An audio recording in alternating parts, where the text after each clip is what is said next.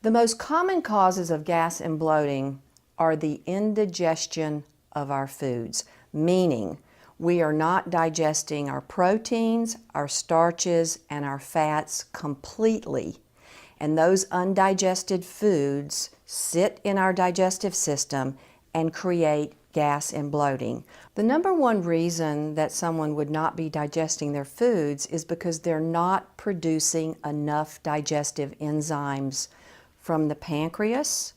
Another reason would be that, especially with carbohydrates, that they're not chewing their foods enough in the mouth, because in the mouth you have salivary amylase, which is the first stage of digestion of starches. So if you're just washing your foods down and not chewing them, then the first stage of digestion in carbohydrates is compromised.